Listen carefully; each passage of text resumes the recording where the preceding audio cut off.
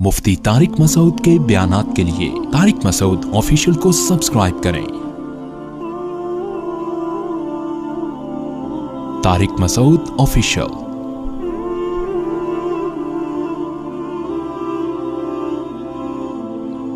वसारिउ इला मगफिरतिन, ये आयत चल रही थी कि अल्लाह की मगफिरत की तरफ दौड़ो और उस जन्नत की तरफ जिसकी चौड़ाई आसमानों और ज़मीनों से ज़्यादा है। फिर मुत्तकीन की सिफ़ात बयान हो रही थी जो खुशी और गम में अल्लाह की राह में खैरात करते हैं, खर्च करते हैं, गुस्से के कड़वे घूंट को पीते हैं, लोगों को माफ़ करते हैं। वल्लज़ीन इज़ा फ़अलू फ़ाहिशतन, अहले जन्नत की सिफ़ात बयान हो रही हैं। ये वो लोग हैं कि जब इनसे कोई फ़ाहिश काम होता है, फ़हाशी बेहयाई को भी कहते हैं, और यहाँ कुरान में फ़ाहिशा से बाज़ मुफस्सिरीन ने मुराद लिया किसी और पे जुल्म करना, क्योंकि आगे आ रहा है कि अपनी जान पे जुल्म करते हैं, तो ज़ाहिर है फ़ाहिशा से मुराद फिर दूसरे की जान पे जुल्म करना होगा। यानी बाज़ हज़रात की ये राय है, दोनों मतलब बयान किए गए हैं। खुलासा ये कि किसी भी किस्म का जब इनसे कोई गुनाह होता है, औ ज़लमू अनफुसहुम, ये अपनी जान पे जुल्म कर बैठते हैं किसी और तरीके से, कोई भी गुनाह, हर किस्म के गुनाह इसमें दाखिल हैं, तो क्या करते हैं? ज़करुल्लाह, ये अल्लाह को याद करते हैं, और फस्तगफरू लिज़ुनूबिहिम, फिर अपने गुनाहों की अपने अल्लाह से मुआफ़ी तलब करते हैं। ये बहुत ज़बरदस्त आयत है। इस आयत में देखिए कितनी ज़बरदस्त एक नुक्ते की बात है कि अल्लाह ने ये नहीं फरमाया कि जन्नती वो लोग हैं जिनसे कभी गुनाह हो ही नहीं सकता, क्योंकि ये तो इंसान के बस में नहीं है, कहीं ना कहीं इंसान से कोताही होती है।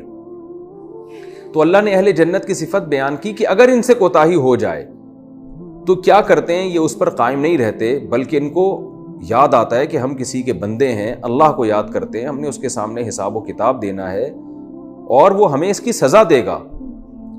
तो फ़ौरन क्या करते हैं? अल्लाह को याद करके ज़करुल्लाह फस्तगफरू लिज़ुनूबिहिम, अल्लाह से अपने गुनाहों की मुआफ़ी तलब करते हैं। वमन यग़फिरुज़्ज़ुनूब इल्लल्लाह, और कुरान कहता है कि भला कौन है जो गुनाहों को मुआफ़ करे अल्लाह के सिवा। सज़ा देने की कुदरत भी अल्लाह को है और गुनाह को मुआफ़ करने की ताकत भी अल्लाह के पास है। तो कोई नहीं है जो अल्लाह के सिवा गुनाहों को माफ़ करे। वलम युसिर्रू अला मा फ़अलू, और कभी इनसे गुनाह हो भी जाता है तो लम युसिर्रू, उस गुनाह पर ये इसरार नहीं करते। ऐसा नहीं करते कि अब गुनाह हो गया तो करते चले जाएं और उसी में मर जाएं, ऐसा नहीं है। इंसानियत के नाते कभी ख़ता हो जाती है, लेकिन उस ख़ता पे ये फ़ौरन तौबा करते हैं। उलमा ने बयान किया है कि तौबा की 3 शर्तें, जब तक ये शर्तें नहीं पाई जाएंगी तौबा, वो अमल तौबा नहीं कहलाएगा। पहली शर्त क्या है कि आपको निदामत हो कि मैंने गलत किया, आप खुश ना हो कि चलो मज़े तो मैंने उड़ा लिए अब तौबा कर लेंगे, ये इसकी अलामत है कि आप तौबा नहीं कर रहे। तो निदामत हो कि काश मैं ये जुर्म ना करता। नंबर 2, उस वक्त उस गुनाह को आप छोड़ दें। बाज़ लोग देख रहे होते हैं, ड्रामा देख रहे होते हैं और तौबा तौबा कर रहे होते हैं, फुहश चीज़ें देख रहे होते हैं और तौबा तौबा कर रहे होते हैं, तो ये तौबा नहीं होती। उस गुनाह को उस वक्त आप छोड़ दें। और तीसरा काम, आइंदा ना करने का अज़म, पक्का इरादा करें, अल्लाह से वादा करें और दिल में भी ये इरादा हो कि अब मैं आइंदा नहीं करूँगा मैं।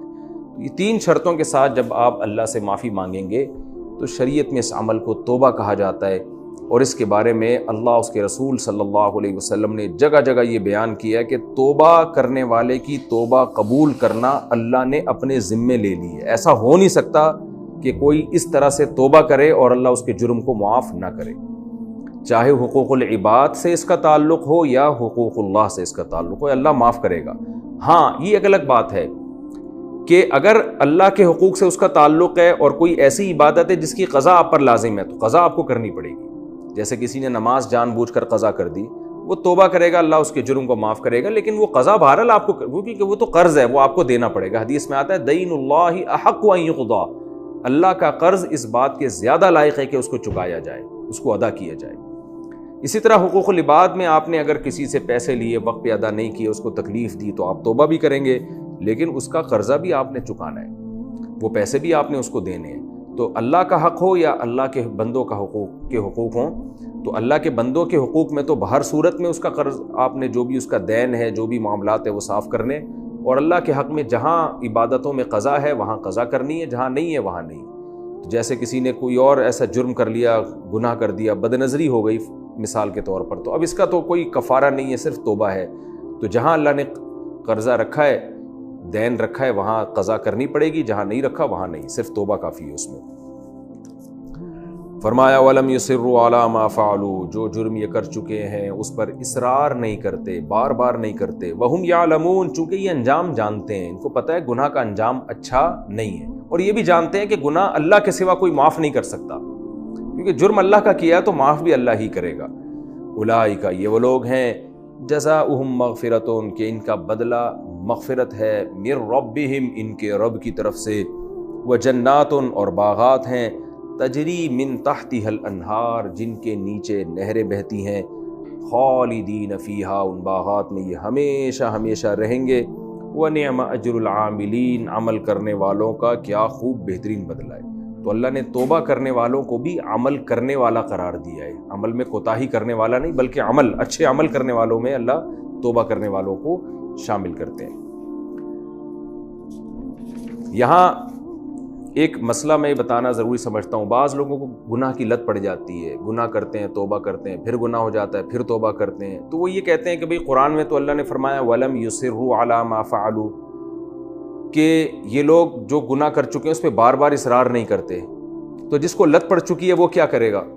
تو خوب سمجھ لیں، احادیث سے یہ بات ثابت ہے کہ اگر کوئی سچے دل سے توبہ کرے اور اللہ سے پکا وعدہ کرے آئندہ نہیں کروں گا، تو توبہ قبول ہو جائے گی۔ پھر اگر دوبارہ گناہ ہوا ہے تو پھر اسی طرح سے توبہ کرے، کیونکہ ایک روایت میں آتا ہے کہ ما اصر من استغفر وَإِنِ ارْتَكَبَ 70 مَرَّةً او کما قال صلی اللہ علیہ وسلم، جو آدمی گناہ کر کے سچی توبہ کر لے کہ آئندہ نہیں کروں گا، تو وہ اصرار کرنے والوں میں داخل نہیں ہے، اگرچہ 70 دفعہ بھی گناہ ہوئے اس سے ایک دن میں، تو توبہ کرنے والا ان لوگوں کی فہرست میں داخل نہیں ہے جو بار بار گناہ کرتے ہیں، بلکہ کیونکہ جب گناہ التائب من الذنب کمن لا ذنب له، جس گناہ سے توبہ کر لی وہ ایسے جیسے ہوا ہی نہیں تھا، تو اس لیے یہ اس میں داخل نہیں ہے، پھر بھی اللہ توبہ قبول کرے گا۔ ہاں یہ ضرور ہے کہ جب ایک آدمی سے بار بار گناہ ہو رہا ہے اور بار بار توبہ کر رہا ہے، تو یہ چیز امپورٹنٹ ہے کہ اس کو جب یہ پتہ ہے کہ مجھے اس گناہ کی عادت پڑ گئی ہے، تو اس عادت کو چھڑانے کے لیے وہ کیا عمل کر رہا ہے۔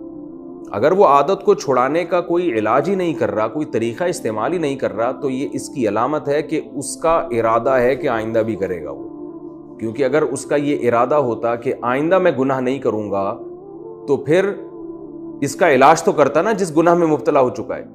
تو اس لیے علماء کہتے ہیں جس گناہ کی لت پڑ جائے تو اس میں جب آپ توبہ کریں تو صرف توبہ نہیں بلکہ توبہ کے ساتھ کوئی اپنے آپ کو سزا بھی دیں، کوئی جرمانہ رکھیں یا روزے رکھیں یا نوافل پڑھیں، تاکہ آپ کو جب تھوڑی سی سزا ملے گی تو آئندہ وہ گناہ کرنا آپ کے لیے مشکل ہو جائے گا۔ شراب کی عادت پڑ گئی ہے، آپ نے شراب پی، توبہ کر لی، پھر پی لی، کیونکہ جسم کا تقاضا کرتا ہے، تو آپ ڈاکٹر کو کیوں نہیں دکھا رہے؟ آپ علاج کیوں نہیں کر رہے؟ اگر آپ علاج نہیں کر رہے شراب چھڑوانے کا، اس کا مطلب آپ چھوڑنا چاہتے ہی نہیں ہیں۔ تو یہ جو ہے نا کہ آئندہ گناہ نہ کرنے کا عزم ہو، تو عزم کا مطلب سچی مچی کا عزم ہو، پکا عزم ہو، اس کے لوازمات اختیار کرے۔ ایک آدمی کو سینما گھروں میں فلم دیکھنے کی عادت ہے، وہ توبہ کرتا ہے لیکن گزرتا ادھر سے ہی ہے، سارے پوسٹر دیکھتا ہوا گزرتا ہے، اس کا مطلب یہ چھوڑنا چاہتا ہی نہیں ہے۔ تو اگر کوئی چھوڑنا چاہتا ہے تو پھر وہ جتنی بار بھی توبہ کرے گا اللہ اس کی توبہ کو قبول کریں گے، یہ اللہ نے اپنے ذمے لازم کر لیا ہے۔ آگے ہے قد خلت من قبلکم سنن، چونکہ یہ رکوع اصل میں غزوہ احد کے بارے میں چل رہا ہے، درمیان میں سود کے احکام آئے یہ بتانے کے لیے کہ جنگوں میں شکست کا ایک بہت بڑا سبب اللہ کی نافرمانی ہے، اور نافرمانیوں میں ایک بہت بڑی نافرمانی سودی لین دین بھی ہے۔ تو آگے دوبارہ اسی غزوہ احد کی طرف مضمون دوبارہ شروع ہو گیا، صحابہ کرام کو زخم پہنچے تھے تو اللہ نے تسلی دی، قد خلت من قبلکم سنن، تم سے پہلے بھی بہت سے طریقے گزر چکے ہیں۔ طریقے کا مطلب یہی ہے کہ بہت سے طریقے ایسے گزر چکے ہیں جس میں اہل ایمان کو کبھی فتح ہوئی ہے، کبھی شکست ہوئی ہے۔ تو فسیروا فی الارض، فرمایا جاؤ زمین میں چل پھر کے دیکھو، ہسٹری پڑھو، تاریخ دیکھو، تمہیں پتہ چلے گا دنیا میں کیا کیا حالات گزرے ہیں۔ فانظروا، پھر دیکھو کیف کان عاقبۃ المکذبین، جھٹلانے والوں کا انجام کیسا ہوا، یعنی انجام کے لحاظ سے جو باطل لوگ ہیں وہی رزلٹ انہی کے خلاف جائے گا۔ وقتی طور پر نقصانات ہو سکتے ہیں لیکن اینڈ جو ہے وہ کبھی بھی برے لوگوں کا اچھا نہیں ہوگا۔ ھذا بیان للناس، اللہ فرماتے ہم نے یہ بیان کیا ہے لوگوں کے لیے، وہدن، اور اس میں گائیڈنس ہے، ہدایت ہے، وموعظۃ للمتقین، اور یہ ہماری باتیں پرہیزگار لوگوں کے لیے نصیحت ہیں۔ پھر اب صحابہ کو تسلی دی جا رہی ہے کہ غزوہ احد میں جو تمہیں شکست ہوئی، لا تہنوا، کم ہمت مت بنو، ولا تحزنوا، غم مت کرو، وَأَنْتُمُ الْأَعْلَوْنَ، غالب تم ہی نے آنا ہے. وقتی شکست ہوئی ہے، ایسا نہیں کہ کافر اب غالب آ جائیں گے، نہ، غلبہ بالآخر تمہارا ہی ہوگا. ان کنتم مومنین، اگر تم ایمان والے ہو، تم ایمان پر مضبوطی سے قائم رہے تو اللہ تمہیں ہی غالب کرے گا. رہا مسئلہ زخموں کا کہ تمہیں زخم پہنچے ہیں، ان یمسسکم قرح، اگر تمہیں تکلیف پہنچی ہے، مصیبت پہنچی ہے، فقد مس القوم قرح مثلہ، تو ایک قوم کو تمہارے جیسی تکلیف پہنچ چکی ہے. کیا مطلب؟ غزوہ احد میں تمہارے 70 افراد اگر شہید ہو گئے تو بدر میں تم نے بھی ان کے 70 آدمی مارے ہیں، تو یہ تو تم بھی ان کو نقصان پہنچا چکے ہو. وَتِلْكَ الْأَيَّامُ نُدَاوِلُهَا بَيْنَ النَّاسِ، اور یہ جو ایام ہیں ہم ان کو لوگوں کے درمیان گھماتے پھراتے ہیں. کل تمہارا پلڑا بھاری تھا، آج تم زیر ہو گئے، تمہیں نقصان ہو گیا. تو یہ تو ہوگا. کیوں ہوگا؟ وَلِيَعْلَمَ اللَّهُ الَّذِينَ آمَنُوا، تاکہ اللہ ان لوگوں کو جان لے جو ایمان والے. اگر ہمیشہ فتح ہی ہوتی رہے پھر تو منافق بھی تمہارے ساتھ آ جائیں گے. اپنوں اور غیروں کا پتہ شکست کے وقت چلتا ہے، آزمائش کے وقت چلتا ہے. وَيَتَّخِذَ مِنْكُمْ شُهَدَاءَ، اور تاکہ اللہ تم میں بہت سے لوگوں کو شہید بنا دے. اللہ یہ بھی چاہتا تھا کہ بہت سے صحابہ کو ان آزمائشوں سے نکال کے اپنے پاس بلا لے اور ان کو شہادت کے مرتبے پر فائز کرے. فتح ہوتی تو اتنی شہادتیں نہ ہوتی، شکست میں شہادتیں زیادہ ہوتی ہیں. واللہ لا يحب الظالمین، اللہ ظالمین کو پسند نہیں کرتا. یعنی ایسا نہیں ہو سکتا کہ اللہ نے تمہیں شکست دے دی تو اس کا مطلب اللہ ان کی سائیڈ ہے. ظالم کو اللہ کبھی پسند نہیں کرتا. وَلِيُمَحِّصَ اللَّهُ الَّذِينَ آمَنُوا، اور اللہ تمہیں نکھارنا چاہتا ہے تمہارے گناہوں کو معاف کر کے، کیونکہ آزمائش میں جب آؤ گے تو ان آزمائشوں میں تم بنو گے.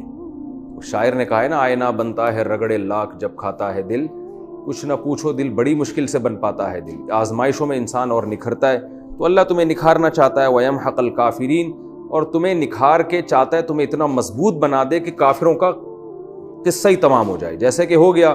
اور بالآخر مسلمان فتح مکہ کے دن مکمل طور پر ان مشرکین مکہ پہ غالب آ گئے. ام حسبتم ان تدخلوا الجنہ، کیا تم یہ سمجھتے ہو کہ تم جنت میں داخل ہو جاؤ گے؟ ولما يعلم اللہ الذین جاہدوا منکم، جبکہ ابھی تک اللہ نے دیکھا ہی نہیں ہے کہ تم میں جہاد کس نے کیا. یعنی اللہ تو تمہیں آزمائے گا. وَيَعْلَمَ الصَّابِرِينَ، اور حقیقی صبر کرنے والے اللہ نے دیکھے ہی نہیں ہے. دیکھے کا مطلب ظاہری طور پر اللہ نے جانا ہی نہیں ہے، حقیقت تو اللہ ہر چیز جانتا ہے. وَلَقَدْ كُنْتُمْ تَمَنَّوْنَ الْمَوْتَ مِنْ قَبْلِ أَنْ تَلْقَوْهُ، فرمایا تم اس موت سے ملاقات سے پہلے موت کی تمنائیں کیا کرتے تھے. بہت سے صحابہ تھے جو کہتے تھے کاش جنگ ہو، جہاد ہو، ہم اس میں شہادت کا مرتبے پر پہنچیں. فَقَدْ رَأَيْتُمُوهُ، تو آج تم نے اس کو دیکھ لیا. وَأَنْتُمْ تَنْظُرُونَ، اور ظاہری آنکھوں سے بھی تم اس کو دیکھ رہے تھے. تو یہ وہی موت ہے جس کی تم تمنا کیا کرتے تھے، یہ وہی شہادت ہے جس کی تم تمنا کیا کرتے تھے.